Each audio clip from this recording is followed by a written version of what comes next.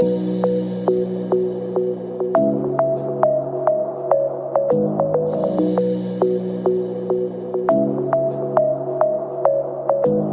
a paz do Senhor seja com todos, amém? Pegue a Bíblia Sagrada, por gentileza.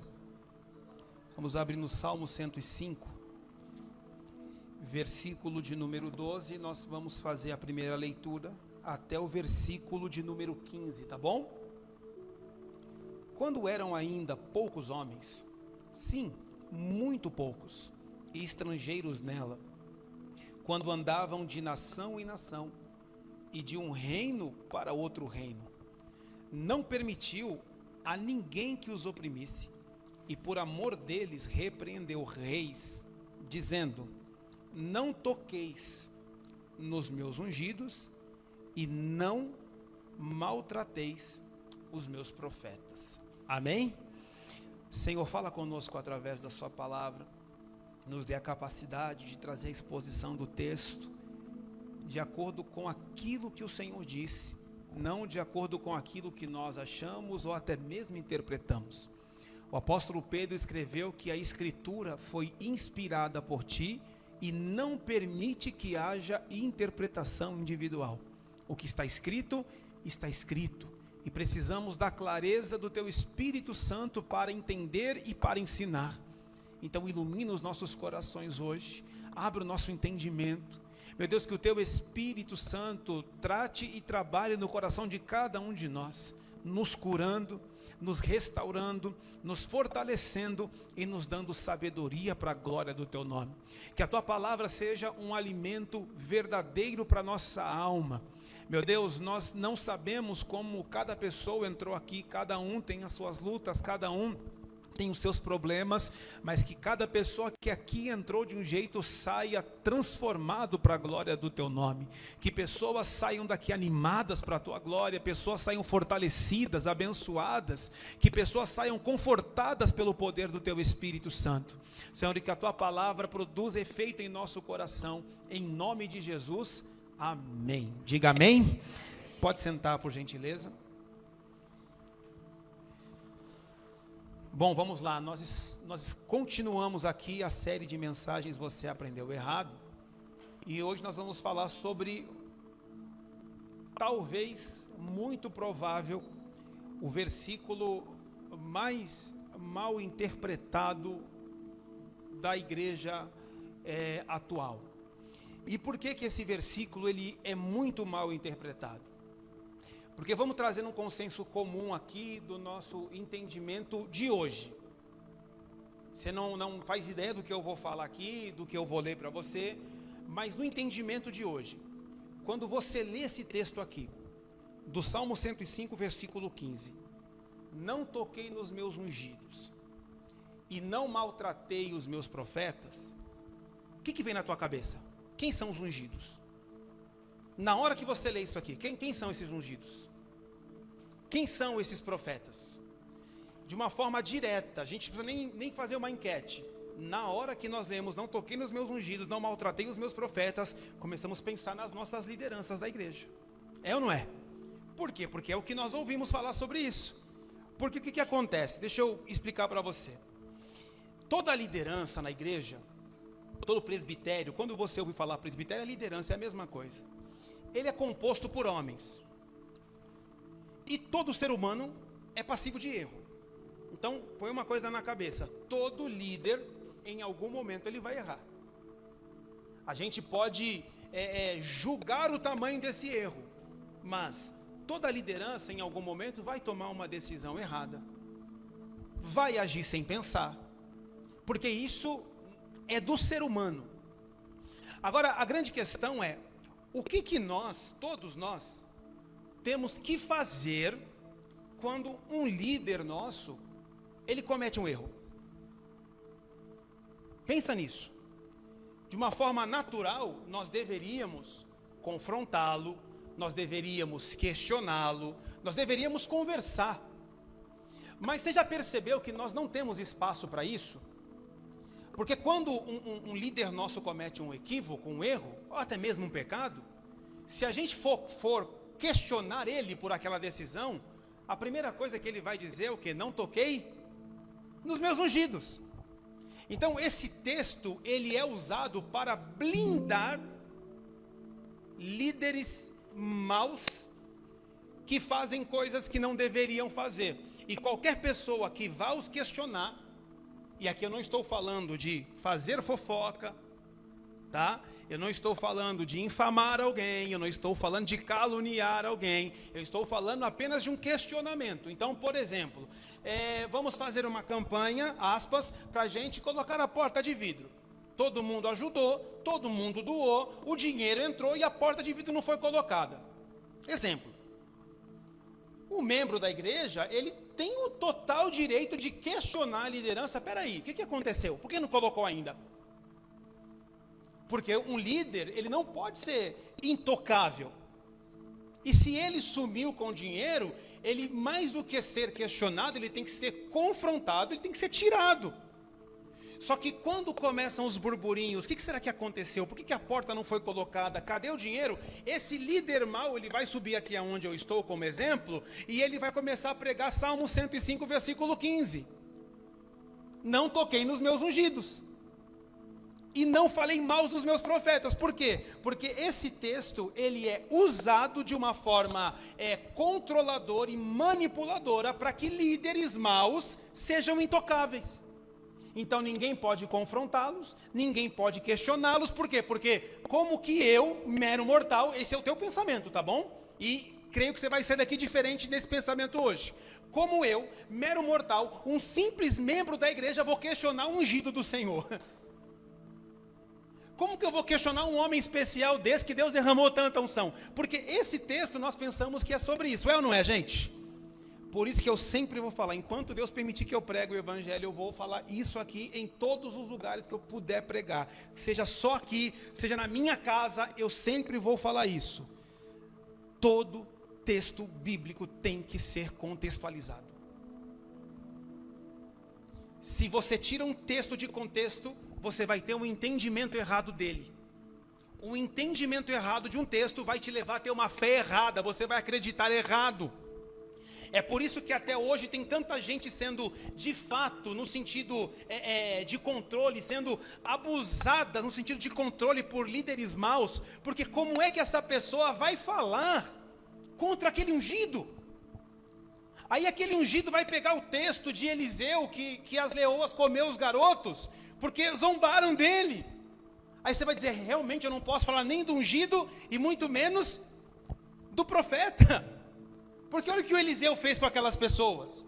Ele falou e as leoas comeram aqueles garotos. E aí a gente fica ali, numa situação de prisão, vendo coisas erradas, estamos vendo. Estamos ouvindo, estamos participando, mas estamos em silêncio porque eu não posso tocar no ungido do Senhor. E aí nós vamos entrar na contextualização do texto. Primeiro, como é que eu vou contextualizar isso, pastor? Obviamente nem todo mundo sabe disso, mas eu vou te dar um passo a passo para você ler a Bíblia hoje, qualquer versículo, tá bom? Qualquer texto. Primeiro, quem escreveu esse salmo? Essa é a primeira pergunta que você faz. Quem escreveu o Salmo 105? A gente sabe que a maioria dos salmos quem escreveu foi Davi, certo? Esse aqui não. Esse aqui Davi mandou escrever. E por que Davi mandou escrever? Porque eles acabaram de ter uma vitória.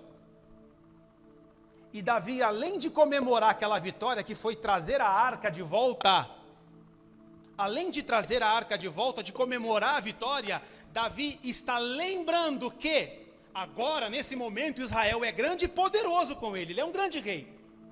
Mas está dizendo, mas quando nós éramos poucos, Deus nos guardava, Deus nos livrava, e Deus disse aos reis da terra, não toquei nos meus ungidos, e não maltratei os meus profetas. Então a pergunta do texto aqui é, quem eram os ungidos aqui? Todo o povo de Israel. Então quando ele fala, não toquei nos meus ungidos, meu povo, e também não nos meus profetas. Então aqui ele não está dizendo, não toquei no Elias, não toquei no sacerdote, ou não tocar no meu rei. Está dizendo, não toquem no meu povo. Esse texto não é para não ser um líder tocado. Esse texto era uma ordem direta de Deus para que os reis da terra não tocassem no povo de Deus. Então, se você parar para pensar, você pode falar esse texto quando o inimigo se levanta contra você. Porque você também tem a unção do Senhor. Só que, olha que coisa maluca, as mesmas pessoas que usam o texto para se blindar, são as pessoas que ferem, são as pessoas que machucam, são as pessoas que controlam, são as pessoas que abusam, são as pessoas que estão indiretamente tocando nos ungidos do Senhor. Se nós tivermos um entendimento pleno do texto, amado, a gente acabaria com muitas questões de que é chamado hoje, eu não gosto do termo, mas eu entendo muito bem ele, desse tal abuso religioso. Eu sei que ele existe, eu não gosto do termo usado, porque eu penso o seguinte, tá? Existem manipuladores e existem manipulados. Só que muita gente manipulada se deixa ser porque tem benefício também. Pô, ele é chato, eu sei que ele está me controlando, mas ele me deixa fazer as coisas. Sempre tem um benefício. Sempre tem. Agora, existem pessoas também que estão na inocência acreditando num texto errado. E estão sofrendo, vendo pessoas sofrer. E quando você vai falar, a primeira coisa que a pessoa vai dizer é: não toquei nos meus ungidos. Só que como nós já estamos no Novo Testamento, eu quero mostrar para você que isso fica mais aparente ainda. Porque é verdade que no Antigo Testamento, só 3 tipos de pessoas eram ungidas de fato no meio do povo, onde pegava o óleo e derramava na cabeça, tá? De uma forma física e visível. Eram reis, todo rei era ungido com óleo, sacerdotes e os profetas. Todos esses eram diante do povo reconhecidos como rei. Então, o Davi vai ser o rei. Era o óleo derramado e aquela unção reconhecia que ele era o rei. É o sacerdote, então derramava o azeite, aquilo reconhecia que era um sacerdote também como profeta. Mas quando a gente chega no Novo Testamento, eu quero que você entenda que rei, sacerdote, profeta, ele está fazendo um apontamento. Ele está apontando para Jesus. Porque você sabe qual é o significado do nome Cristo? Você sabe o que significa? Ungido. O judeu espera o Messias, porque Cristo é o nome grego de ungido. O judeu espera o Messias, que é o nome hebraico. Sabe o que significa Messias? Ungido. Então, quem que é o único ungido do Senhor, de fato? É o Cristo. Então, esse texto, ele é aplicado ao povo de Deus. Mas, se ele fosse ser aplicado a uma liderança, não seria sua. Seria ao único ungido, ao Cristo. E em Cristo, todos nós temos a presença do Espírito Santo em nós. Então a gente atura muita coisa, a gente suporta muita coisa, porque nos falta conhecimento disso. Sabe qual que é a grande verdade, gente? É que nós acreditamos mais no que as pessoas falam do que o que a Bíblia diz. Você sabia disso? Já parou a pensar nisso? Eu estava trabalhando esses dias, aí tem um irmão em Cristo lá, que é um irmão problema. Aí, uma moça contou uma história no trabalho que, infelizmente, a irmã dela tirou a vida. Não suportou a pressão da vida e tirou a vida. E aí, essa moça é cristã, eu cristão, o rapaz cristão, e ele falou: sinto te falar, mas a sua irmã foi para o inferno. Tem uns irmãos que são bênção, tem uns irmãos que são bênção. Aí ela ficou tão sentida, né, porque... Aí eu perguntei, porque eu igual o pastor Márcio, eu não chego anunciando que eu sou pastor, né? Eu só sou um irmão. Falei assim, mas por que ela foi para o inferno? Porque está na Bíblia. Eu falei, me mostra. Me mostra. Não, porque está lá. Me mostra. Se você me mostrar, acabou a discussão. Não, mas está na Bíblia. Me mostra, cara, que a gente para de conversar sobre esse assunto. Você está certo. Pastor, ele mostrou, não, porque não tem. Esse texto, quem se suicidar vai para o inferno, não está escrito com essa frase. Então, da onde ele tirou isso? Alguém falou isso para ele. E ele acreditou. Ele simplesmente acreditou. Porque nós tendemos a acreditar no que as pessoas falam e desacreditar no que a Bíblia diz. Então tem gente sufocada, doente, tendo burnout nas igrejas, porque estão tolerando uma liderança ruim, tóxica. Não falam nada, não questionam. A gente brinca muito em casa, eu e a minha esposa, que às vezes a mulher e o marido, eles gritam tanto dentro de casa, mas não tem coragem de colocar o pastor no lugar dele. Tem cara que é tão machão em casa, e vou te falar com o maior respeito, você é homem, que chama pastor de pai, cara, você está com um problema de testosterona, irmão. O pastor não é teu pai, ele é um líder, passivo de erro igual você, que se ele fizer bobagem, você como homem tem que se posicionar. Eu fico vendo líderes que cometem adultérios e os homens daquela igreja não fazem nada. Porque não pode tocar no ungido. Porque não pode maltratar um profeta, mas não é tocar, é ele que está tocando. É ele que está maltratando o povo de Deus, que Deus confiou na mão dele para cuidar. A gente vê pessoas do nosso lado, porque tem coisas que não acontecem com a gente. Mas tem coisas que acontecem com o irmão do lado que a gente olha e fala assim: nossa, vocês já devem ter visto isso, eu já vi, eu já presenciei, eu já passei. Você já viu algum irmão em Cristo sendo humilhado por algum líder? Fala a verdade, sim ou não? E ninguém faz nada? Ninguém fala nada? O pastor, ele tem direito a tudo?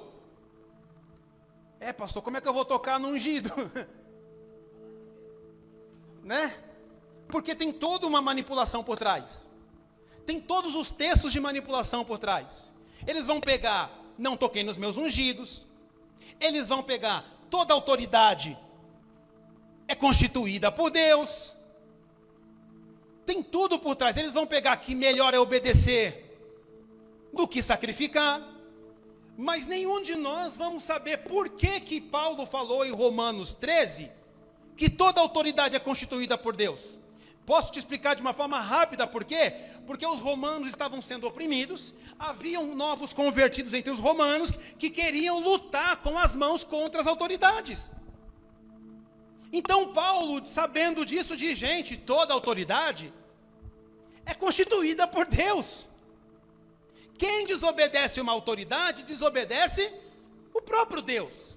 Se você fizer o bem, a autoridade vai te louvar. Se você fizer o mal, você tem que ter medo dela. Ou seja, não adianta eu querer lutar contra uma autoridade que Deus constituiu. Uma vez, na época de 2020 ali, 21, um pouquinho depois da pandemia, eu estava pregando, e a gente estava naquela vibe de Bolsonaro e Lula. Né? E eu estava no Nordeste. O Nordeste é o seguinte, até o pé é vermelho. Mas existem alguns irmãos de direita no Nordeste, que são poucos, é a minoria mesmo. E a gente falando sobre isso, e cara, a igreja, era visível a divisão na igreja. Era visível. Eu lembro que eu fui fazer um culto de domingo, e teve uma passeata dele em Maceió lá, o Bolsonaro foi lá. Gente, não tinha ninguém na igreja. Falei, caramba, o povo não foi na igreja para ir na passeata. Aí do outro lado tinha os irmãos, os canhotos lá. Não, porque ele tem que cair, Bolsonaro tem que ser preso. Aí, eu não gosto de fogo, mas esse dia eu coloquei gasolina e preguei que toda autoridade é constituída por Deus. Então, irmãos da esquerda, o Bolsonaro está aí, na época, né? Quem colocou ele? Fala aí, gente. Vocês não são canhoto não, né? Estou brincando. Hoje quem é o presidente? Quem colocou ele? Foi Deus. Toda autoridade é constituída e não tem discussão. Aí a gente ora para o presidente se dar mal, só que a gente esquece que a gente mora no... Se ele se der mal, todo mundo aqui vai se dar mal. A gente pega lados, escolhe coisas que a Bíblia não diz, mas que a liderança que deveria ensinar, nos falou, e nós tomamos como verdade. Por isso tem irmãos seus em Cristo sofrendo em igrejas aí sem poder sair, porque elas têm um medo de sair e serem amaldiçoadas. Porque se ela sair de lá, o líder já falou, olha, se você sair daqui, você sabe que a tua vida vai de mal a pior. Você sabe disso, não sabe? Eu sou teu pai espiritual, eu sou a tua cobertura espiritual. Você sabe disso, e a pessoa está lá amarrada, sofrendo, casamento destruído, a pessoa está má, porque não tem coragem de confrontar, porque na cabeça dela, ela não pode tocar naquele ungido. Só que vamos ler aqui na Bíblia, o que o apóstolo Paulo fala sobre lideranças ruins. Vamos ler o que Paulo fala sobre liderança ruim. Eu gostaria que você fosse comigo, na primeira carta de Timóteo, vamos lá.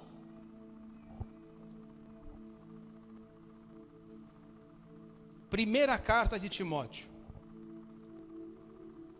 capítulo 5,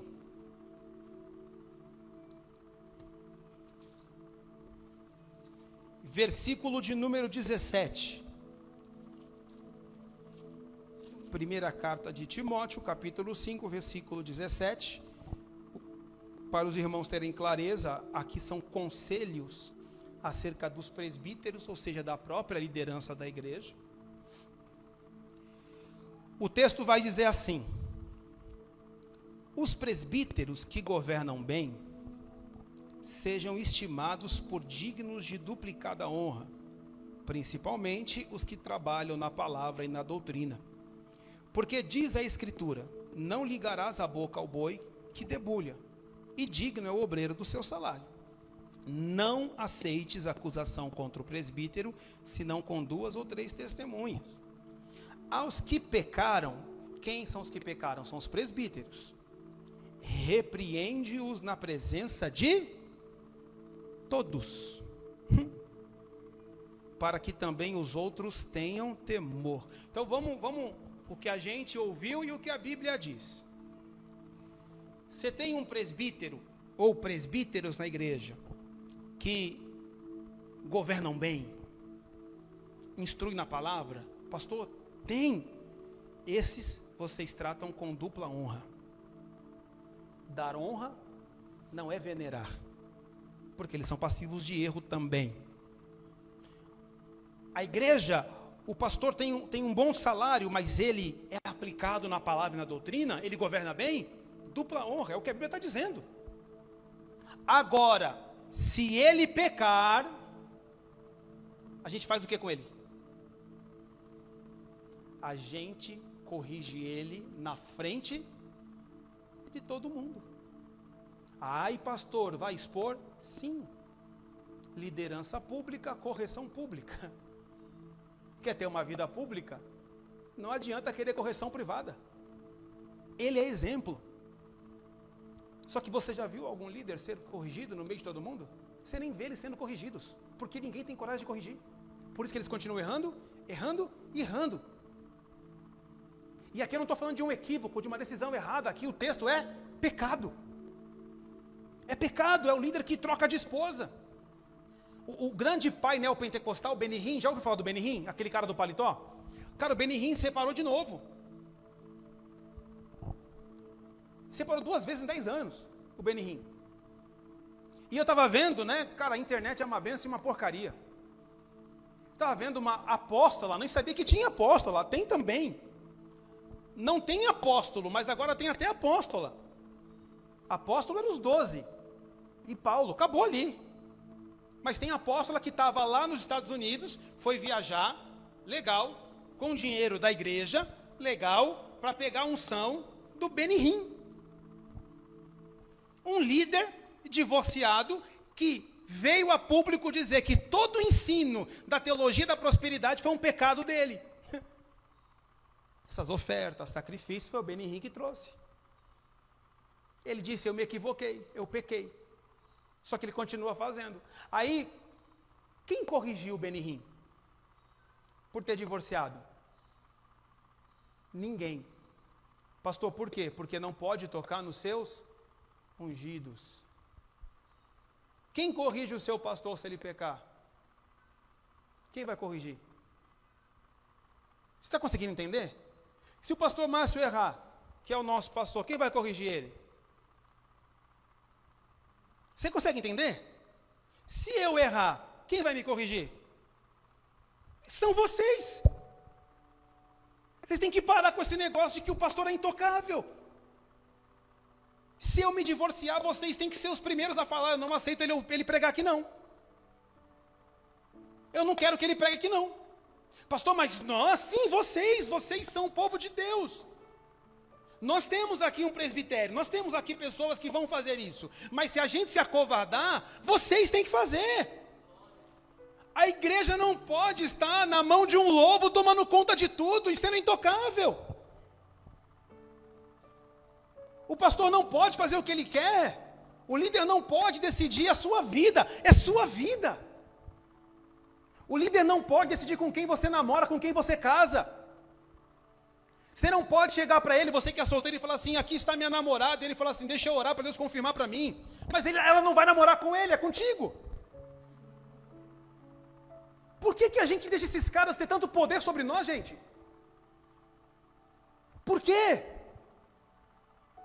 Por que a gente permite isso? Porque nós entendemos um texto errado.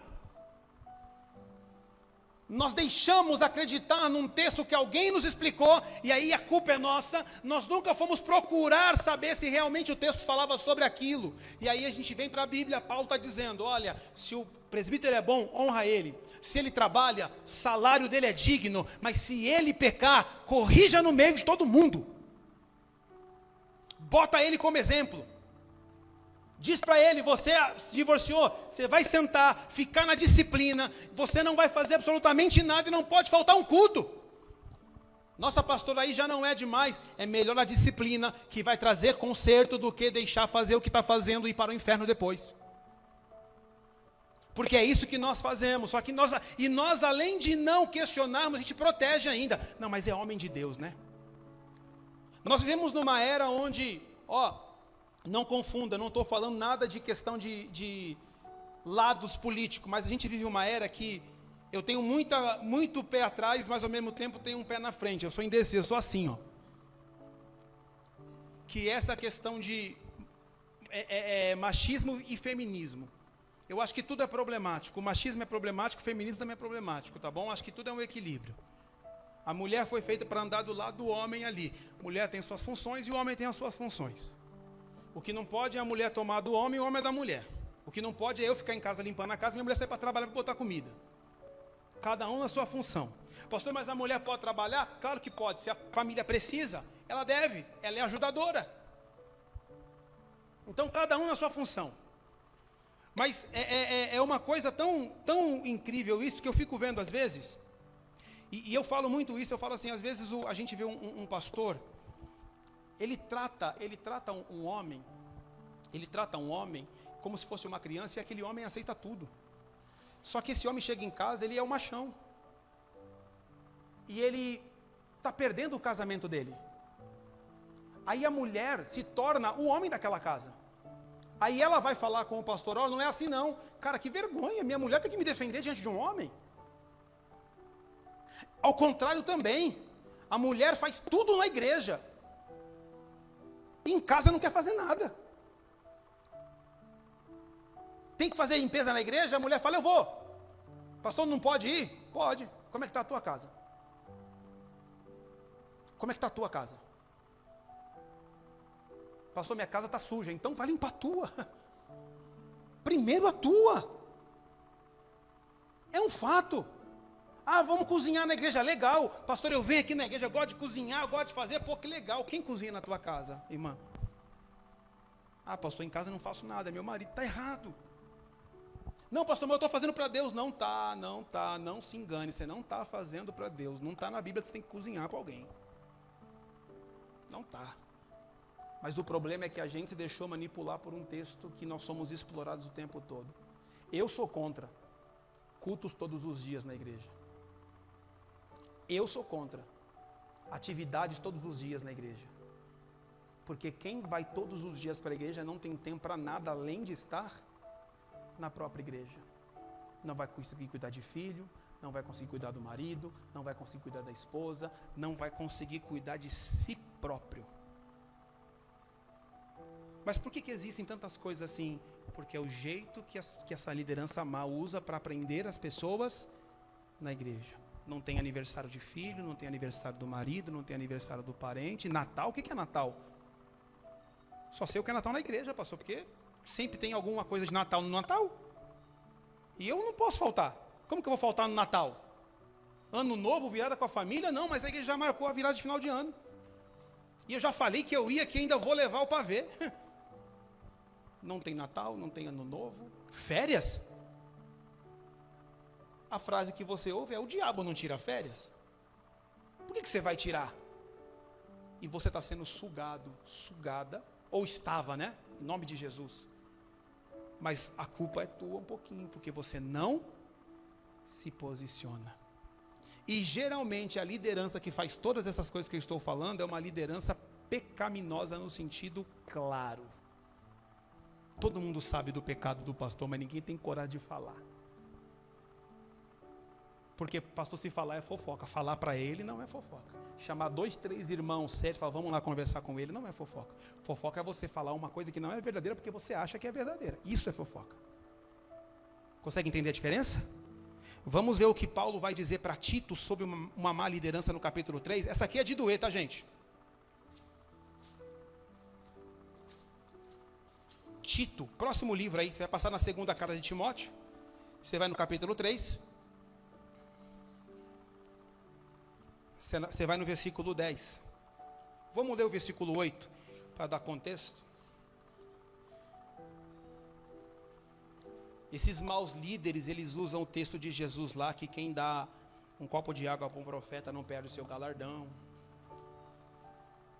E a água para o profeta foi uma dica. Estou morrendo de sede.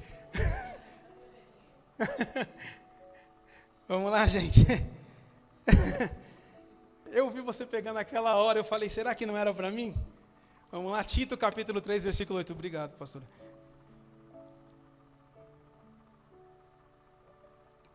Verso 8. Gente, isso aqui talvez seja um dos mais sérios. Todos são sérios, mas isso aqui é muito forte, ó. Fiel é a palavra, e isto quero que deveras afirmes, para que os que creem em Deus procurem aplicar-se às boas obras.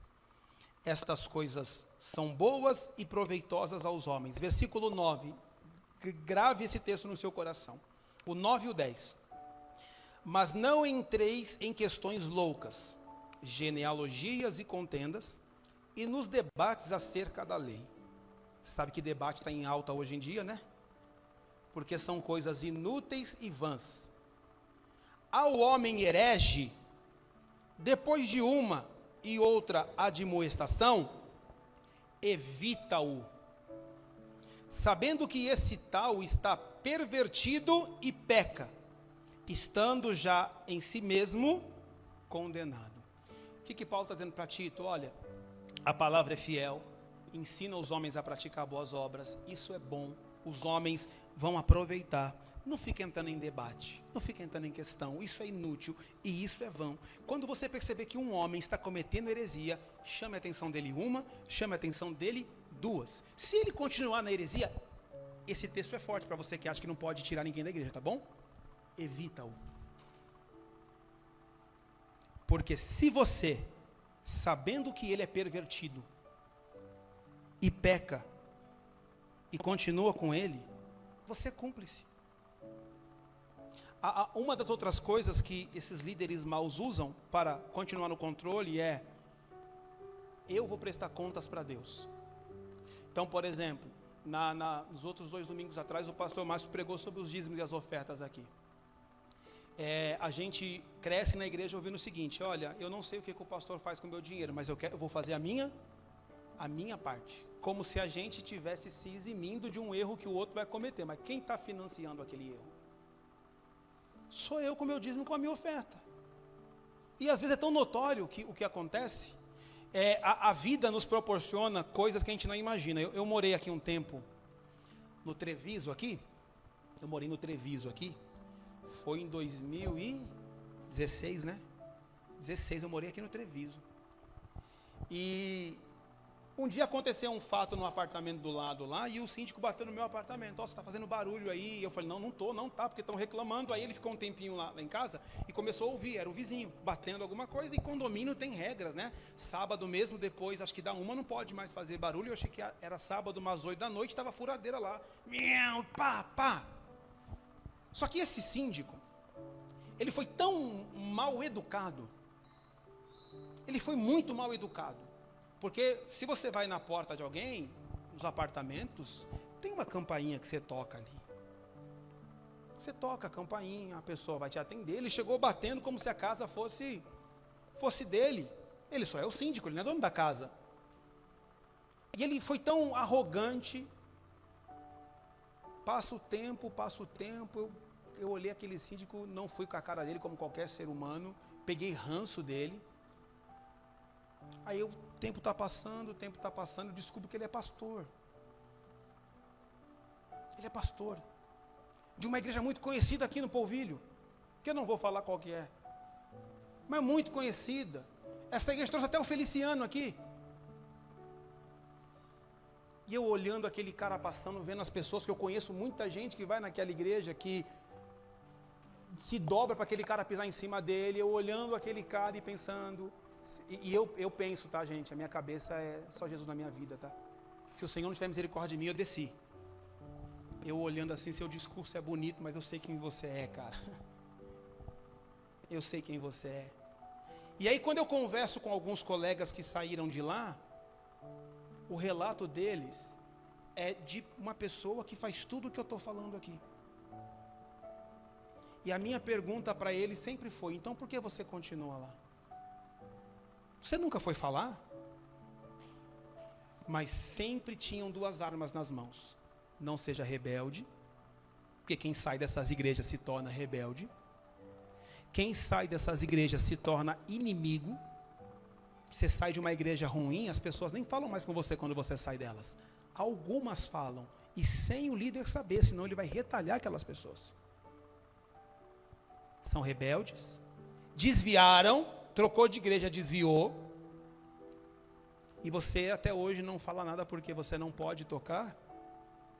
E Paulo está dizendo, evita esse cara, porque ele já está condenado em si mesmo. Corrige uma, corrige duas. Se ele não for corrigido, evita ele. Eu acho que é uma palavra que dói no coração, mas o Paulo está dizendo com muita clareza, evita ele. Tem uma versão que eu acho que é a versão Almeida revisada, atualizada, é a chamada ARA. Está dizendo, nem o saúde, não o cumprimente. É pesado, gente, é pesado. Mas eu estou lendo para você entender o que a Bíblia fala sobre líderes maus. Não é o irmão que está caído que eu estou evitando, não é o irmão que quer buscar Jesus, é uma pessoa que está manipulando outras, que se sentem intocáveis, e fazem isso há anos, e nós estamos vendo, e temos medo de falar. E a Bíblia está dizendo, esses caras vocês até evitem de cumprimentar. Quem entende o que eu estou falando aqui? Vou ler mais um texto com você. Essa aqui é bem didática também. Eu quero que você vá comigo na segunda carta de João, lá no finalzinho. Diz assim, gente. Todo aquele que prevarica e não preserva na doutrina de Cristo, não tem a Deus. Quem persevera na doutrina de Cristo, esse tem tanto o Pai como o Filho.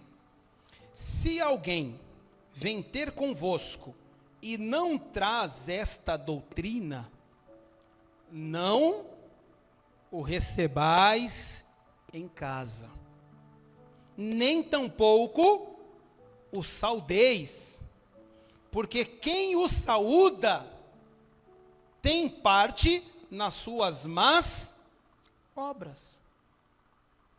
João está sendo o mais claro possível aqui. Eu sei que aquela liderança, que aquele presbitério, que aquele pastor, ele tem uma doutrina que não é de Cristo, eu já entendi isso, eu estou vendo. Mas aí ele vem na minha casa porque faz tempo que eu não vou lá.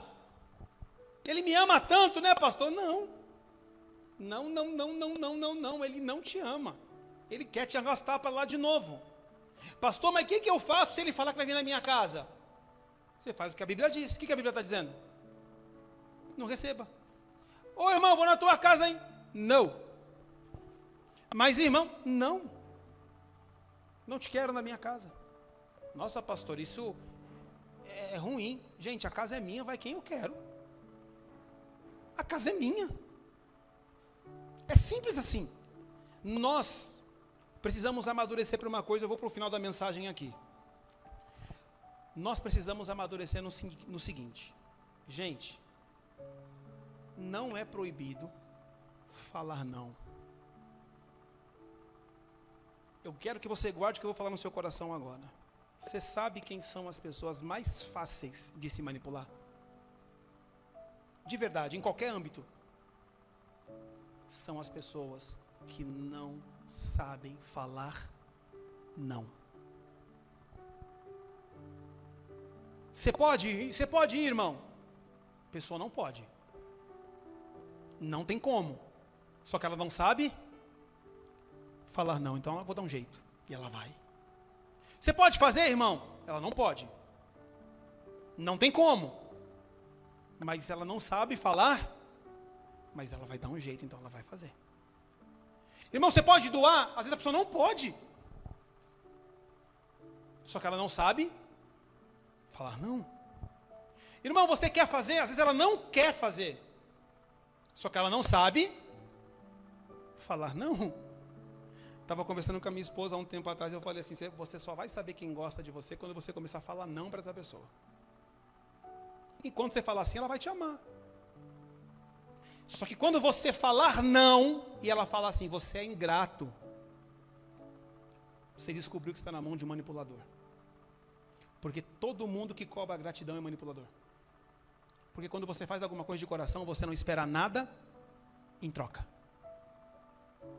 Então, quando eu faço esperando, eu vou chamar você de ingrato, porque você não fez. Então, nós temos, principalmente no âmbito religioso, a gente tem essa mentalidade que tudo a gente tem que falar sim. Não, amado. Tem coisa que eu não posso, tem coisas que eu não tenho, e tem coisas que eu não quero. E não querer não é pecado. Você pode falar não para mim. Você pode falar não ao pastor Márcio. Por 3 motivos. Quando você não pode, quando você não tem, e quando você não quer.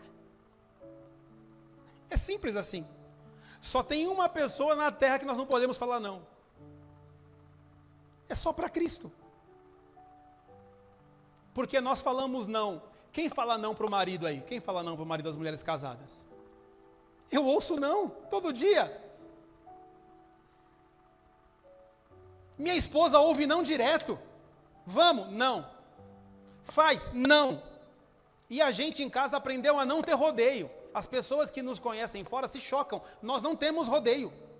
Tamires, você quer? Não, não quero. Isso em qualquer lugar, inclusive na igreja. Nossa, assim é. Simples assim. Wesley, vamos? Não estou afim. Eu quero ficar na minha casa. E isso deveria ser uma coisa normal. Mas nós achamos um grande absurdo. Wesley, eu posso ir com você? Não quero te levar. Mas por quê? Porque não, eu não tenho que justificar os meus nãos. Os meus não só justifico para minha esposa. Só para ela. Mas não pode ser assim. Deveríamos ser assim. Por isso que as pessoas têm vários dedinhos para vir falar comigo. Porque eu aprendi, eu fui muito machucado e aprendi como me blindar disso. Talvez eu até exagere hoje, falando mais não do que eu deveria. Mas eu entrei num caminho que eu quase não tive volta. E eu sei o que eu estou te falando. Aprenda a dizer não. Se estamos errados, nos chame para uma conversa de adultos. falamos uma heresia aqui, pegue a Bíblia e fala, pastor, está errado o que o senhor falou, vamos conversar, eu posso errar, e tenho que ter humildade para consertar se eu errei. Pastor, aquele dia o senhor conversando comigo falou uma coisa que eu não gostei, chama, fala, conversa, somos irmãos, somos adultos. Pastor, mas não tem ungidos hoje, todos nós temos a unção de Cristo. Sim, tem os ofícios, tem a liderança, tem os dons distribuídos, mas perante o Senhor todos somos iguais.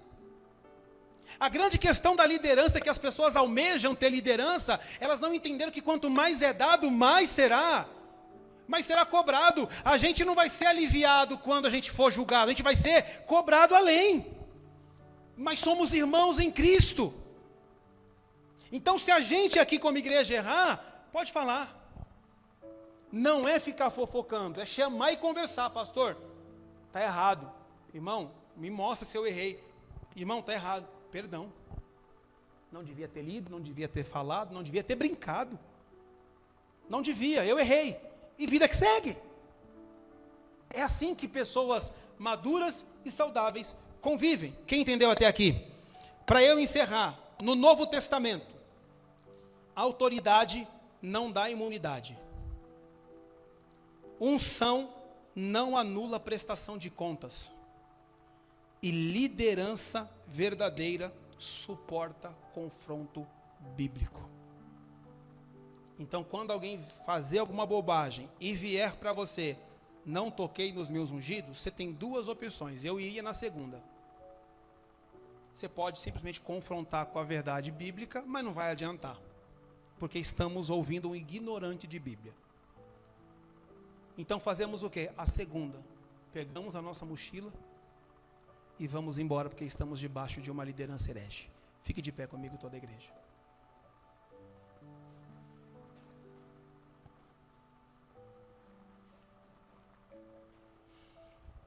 Pessoal, vocês precisam ter cuidado. Vocês precisam ter cuidado. Bom, vamos lá. Vou tentar ser prático. Com lugares que tem, que pregam, que ensinam cobertura espiritual. A cobertura espiritual do crente chama-se Cristo. Nenhum homem é cobertura espiritual de ninguém. Ele não é cobertura de si mesmo. Ai de nós se nós não orarmos. Quem vai nos cobrir? Consegue entender isso? Precisamos tomar cuidado com todo lugar que alguém se auto-intitula nosso pai ou nossa mãe. Pastor não é pai de ninguém, pastor é pastor. Eu formei um pastor uma vez, e aí quando eu fui embora da igreja, ele, meu pai, eu olhei para ele e falei, cara, você tem minha idade. Você tem minha idade, como que eu sou seu pai? Não tem como. Não, mas é carinho, mas gente, eu sou honesto, tá bom? Eu não tenho um carinho de pai por você, cara. Você é meu irmão em Cristo. Meu filho está aqui, ó. Na época ele tinha acho que 11 anos. Está aqui, esse aqui é meu filho. Você é meu irmão em Cristo. Precisar, estamos juntos. Mas meu filho está esse aqui, ó. Eu tenho responsabilidade como pai somente sobre ele. Gente, mãe é pior ainda. Mãe é pior ainda. Mãe é a heresia dobrada. A gente conversa aqui. A gente está para trazer esse assunto mais à tona na igreja. Mas toda igreja onde a mulher é o centro é problemática. Toda vez que eu vejo uma foto de uma igreja que a mulher é a principal, eu falo, tem BO pra caramba aí. Porque não é bíblico. Simples assim. Não é um ofício feminino. Pastorado não é ofício feminino. Simples assim. Simples assim. A Bíblia chega a dizer que a mulher na igreja não deve ter autoridade de homem. Simples assim. A Bíblia fala que mulher nenhuma pode ter autoridade sobre o seu marido. A Bíblia fala isso. Está escrito lá, tá lá, é só ler. Aí a igreja tem a pastora e o cara sentado, que é o marido da pastora. É trágico. É trágico. Então, pai espiritual, mãe espiritual. Ai, meu Deus, são tantas coisas. É encontro com Deus. PNL, pura. Você lembra da mãe, você vê a mãe na frente. Eu sei tudo. Sou formado em PNL. Tenho pós em neurociência. Se sua mãe está falando com você agora e você chora pra caramba. Agora é Deus que está na tua frente e você chora pra caramba. Sai de lá outra pessoa, claro, programação neurolinguística. Mas o coração continua o mesmo. E detalhe, hein? Não conte para ninguém o que aconteceu lá. São 3 dias que você não conta para ninguém. Por que se vai transformar tantas vidas? O que de graça eu recebi, de graça eu vou. Não, mas não foi de graça, pastor. Aí que tá, eu paguei. Claro que você pagou. Eu sei como é que funciona. Sabe? Eu não vou falar para você um assunto que eu não fui a fundo antes. Eu não vou falar. Gente, em nome de Jesus, eu sei o que eu vou pregar com uma semana antes. Eu fico uma semana inteira meditando no que eu vou falar. Eu vou ler, eu vou estudar, eu vou pesquisar. Eu não subo aqui, Deus fala com a igreja. Não, eu preciso entender o que eu vou falar. Mas por que eu estou falando tudo isso? Porque a nossa tendência como igreja nos dias de hoje é isso aí. Você vai sair de lá, você entra num encontro com Deus, você recebe uma cartilha. Faz regressão, faz confissões de pecados em voz alta. Você conta o seu problema para você mesmo ali. Conta para a sua criança, não é assim? Se você já foi, sabe o que eu estou falando. Isso não é transformação em Cristo. Isso é uma forma de manipular. Você vai sair dali maravilhado, porque você conseguiu desabafar. Isso é fato, tá bom? Aí você fala assim, esse é o lugar que Deus escolheu para mim. Não conto para ninguém o que aconteceu, porque senão vou estragar a surpresa dos próximos que vão vir. E a sua vida com Deus, ela vai continuar a mesma, só que agora debaixo de uma liderança que você vai idolatrar. Você não vai só honrar, você vai idolatrar. Pastor, eu ficava muito bravo quando alguém falava mal do meu pastor e da minha pastora. Certamente você foi uma pessoa assim, porque eu fui uma pessoa assim. Como vai falar de um homem desse de Deus? Minha vida mudou por causa dele, se não fosse ele, eu não seria quem eu sou. Ele é quase o Cristo. Fazendo tudo o que ele quer, com as mãozinhas e fazendo assim com a gente. Ó. Quando ele errava, todo homem erra, né, pastor? Mas quando o irmãozinho errava, você é um pecador. Mas ele não, porque eu não posso tocar no ungido do Senhor, né? Quem sou eu? Que Deus nos ajude. 1 de João capítulo 4 fala assim, ó, todos vocês têm a unção de Cristo e têm conhecimento de todas as coisas. Todos nós participamos da unção do Senhor. O Espírito Santo que habita em mim, habita dentro de você. Você pode ser mais fiel a Deus do que eu e você não sabe. Você pode ser um crente mais fervoroso do que a gente e você não sabe. Porque a posição que a gente tem não mede a nossa espiritualidade. A nossa vida com Deus não é aqui dentro é só a nossa comunhão, a nossa vida com Deus do lado de fora. Talvez você na sua casa, na sua dor, no seu entendimento, eu vou dizer assim, você ora, você fala com Deus, você vai lá, eu vou lavar meu sapato, tá ali, meu Deus, abençoa minha casa, você está falando com Deus o tempo todo, você vai para o trabalho falando com Deus o tempo todo, você lê a Bíblia, você ora na tua casa e talvez a liderança não faça isso. Então eu não posso ser ungido e você não. Você consegue entender? Porque todos nós somos participantes da unção do Senhor. Deus, nós oramos agora para esse despertar. E a nossa ideia aqui não é falar de um ou de dois, é denunciar aquilo que é errado. Nós temos obrigação de fazer isso. O apóstolo Paulo deixou muito claro isso, que nós temos que fazer isso. A tua palavra diz isso. E mais do que denunciar o que fazem de errado, é alertar o teu povo do que é correto. É colocarmos, Senhor, no centro da tua vontade. É andarmos juntos em comunhão e em concordância. Meu Deus, pessoas que estão aqui, talvez pessoas que estão assistindo agora pela internet, passaram por poucas e boas. Foram menosprezadas, foram humilhadas, trazem feridas até hoje. E tudo porque estavam presas a um discurso distorcido da tua palavra. Quando falaram, quando perguntaram, foram chamadas de rebelde. Foram chamadas de fofoqueiras. Porque estavam questionando o homem de Deus, a mulher de Deus. Estavam questionando o ungido do Senhor. E foi tão humilhada. Teve que sair de lá, ninguém fala mais com ela. Mas nesta manhã eu peço ao Senhor que cure essa pessoa. Porque talvez até hoje ela tenha medo que isso aconteça de novo. E eu também tenho, Senhor. Que nós sejamos sarados pelo poder do Teu Espírito Santo. Que nós tenhamos discernimento do Senhor, Pai. Que nós entendamos qual é a liberdade que nós temos em Cristo Jesus.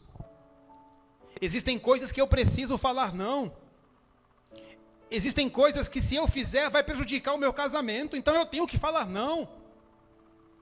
Existem coisas que se eu fizer eu vou prejudicar a minha saúde e eu tenho que falar não. Sabe, tem pessoas que dizem não ao trabalho para cumprir uma agenda na igreja, como se estivesse fazendo para o Senhor, e infelizmente elas não estão fazendo para o Senhor.